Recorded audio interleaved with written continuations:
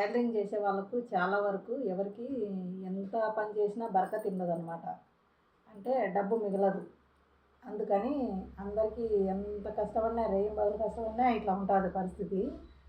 అందుకు ఒక సిస్టరు ఇట్లా చెప్పిందనమాట. అయితే ఆవిడకు కూడా ఎవరో చెప్పారంట.